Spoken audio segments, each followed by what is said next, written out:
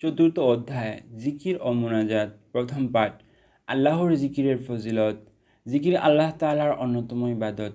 অন্যান্য ইবাদত নির্ধারিত সময়ের সাথে সম্পৃক্ত, কিন্তু আল্লাহর জিকির সর্বাবস্থায় সব সময়ের জন্য। মহান আল্লাহ সবসময় জিকিরে মশগুল থাকার নির্দেশ দিয়ে ইরশাদ করেন,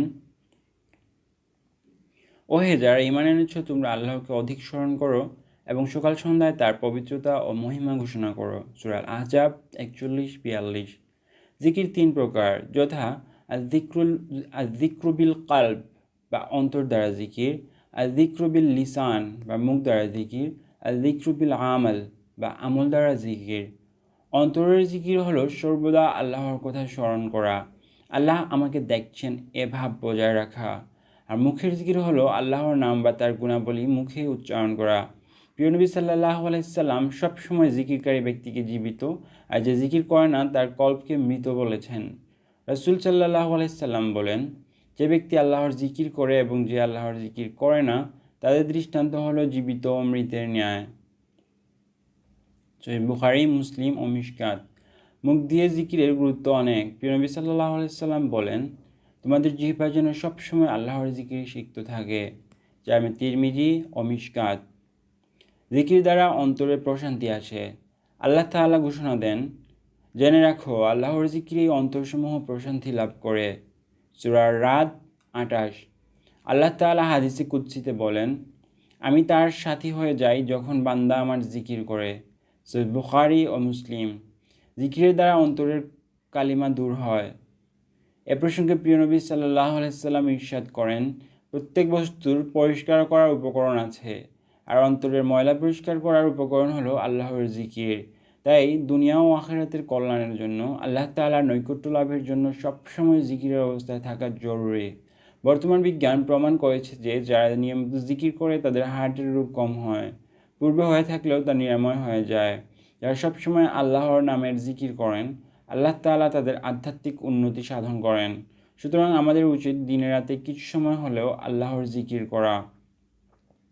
দ্বিতীয় পাঠ। গুনাহ মাফের জন্য ইস্তিগফার করা। গুনাহ মাফের জন্য ইস্তিগফার তথা ক্ষমা চাওয়া একটি জরুরি বিষয়। আল ইস্তিগফারু শব্দের অর্থ ক্ষমা চাওয়া। শরীয়তের পরিভাষায় ইস্তিগফার হলো আল্লাহ সুবহানাহু ওয়া তাআলার কাছে মুখে ও অন্তরে ক্ষমা চাওয়াকে ইস্তিগফার বলে। ইস্তিগফার বা ক্ষমা চাওয়ার পর তা কবুল হওয়ার জন্য তিনটি উপকরণ থাকা প্রয়োজন। তা হলো, প্রথমত অনুশোচনা করা, দ্বিতীয়ত স্বীকার করা, তৃতীয়ত ফিরে আসা। অর্থাৎ অপরাধী হিসেবে অনুতপ্ত হয়ে অন্যায়কে স্বীকার করে আর গুনাহ করব না এ প্রতিশ্রুতি দেওয়ার পরই তওবা পূর্ণাঙ্গ হয়। তওবা পূর্ণাঙ্গ হলেই ইস্তিগফার কবুল হয়।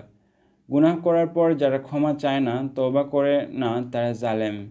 আল্লাহ তাআলা ইরশাদ করেন, যারা তওবা করে না তারাই জালেম। সূরা আল হুজুরাত 11। ইস্তিগফার নিম্নরূপ: আস্তাগফিরুল্লাহ রাব্বি মিন কুল্লি যামবি ওয়া আতুবু ইলাইহি লা হাওলা ওয়ালা কুওয়াতা ইল্লা বিল্লাহিল আলিয়্যিল আযীম। আমি আমার প্রতিপালক আল্লাহ তাআলার দরবারে ক্ষমা চাই সকল প্রকার গুনাহ থেকে এবং তারই দিকে আমি ফিরে যাই। মহান ও মহামহিম আল্লাহর সাহায্য ব্যতীত আমার ইবাদত করার এবং গুনাহ থেকে বিরত থাকার কোনো ক্ষমতা নেই। ইস্তিগফার করার সময় নিজেকে অপরাধী মনে করা, মাথা নত করে চোখের পানি ছেড়ে দিয়ে কান্নাকাটি করলে যত লক্ষ গুনাহ হোক না কেন আল্লাহ ক্ষমা করে দেন। ইবাদতের উসিলা দিয়ে যে কোনো ইস্তিগফার করলে সহজেই আল্লাহ কবুল করেন। তৃতীয় পাঠ। মাতা পিতা ও আত্মীয় স্বজনের গুনাহ ক্ষমা চেয়ে মোনাজাত। মাতা পিতা ও আত্মীয় স্বজনের হক কোনো দিন আদায় করা সম্ভব হবে না, তাই তাদের জন্য সবসময় দোয়া করলে আল্লাহ তাদের ক্ষমা করে দেন এবং তারাও খুশি হয়ে যান। নিম্নের দোয়াটি করা উত্তম: হে আল্লাহ, আমাদের মাতা পিতা, উস্তাদ এবং আমাদের উপর যাদের হক আছে তাদের সকল মুমিন নারী পুরুষ, মুসলিম নারী পুরুষ এবং জীবিত ও মৃত সকলকে মাফ করে দিন। নিশ্চয়ই আপনি সর্বশ্রোতা, সবচেয়ে নিকটে দোয়া কবুলকারী। নিশ্চয়ই আপনি সব কিছুর উপর ক্ষমতাবান। আমাদের উচিত সবসময় পিতামাতা, মুরব্বী ও মুসলিম নরনারীর জন্য দোয়া করা। প্রিয় নবী সাল্লাল্লাহু আলাইহি সাল্লাম বলেন, দোয়া ইবাদতের সারনির্যাস।